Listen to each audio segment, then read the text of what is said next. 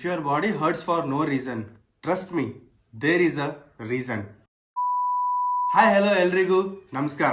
I am Prajwal. I am a budding physiotherapist. How actually physiotherapy reduce pain?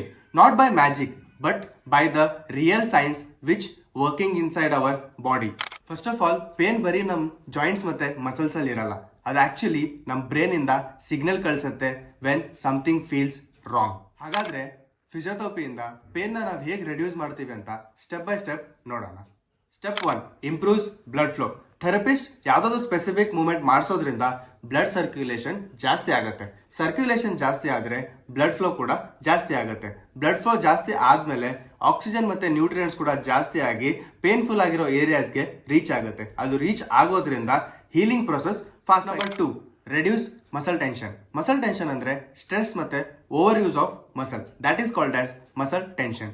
ಇವಾಗ tight ಆಗಿರೋ muscles ಬಂದ್ಬಿಟ್ಟು pressure create ಮಾಡುತ್ತೆ nerves ಮತ್ತೆ joints ಮೇಲೆ. For that we have physiotherapy techniques like stretching and mobilisation which helps to reduce the pain. Third step, strengthen weak areas. ಇವಾಗ ಒಂದ್ muscle weak ಆಗಿದ್ರೆ ಅದರ ಜೊತೆಗಿರೋ ಸ್ಟ್ರಾಂಗ್ ಮಸಲ್ಸ್ ಜಾಸ್ತಿ ವರ್ಕ್ ಮಾಡಬೇಕಾಗುತ್ತೆ. ಅದರಿಂದ ಇಂಬ್ಯಾಲೆನ್ಸ್ ಕೂಡ ಆಗ್ಬೋದು ಮತ್ತೆ ಪೇನ್ ಕೂಡ ಆಗುತ್ತೆ.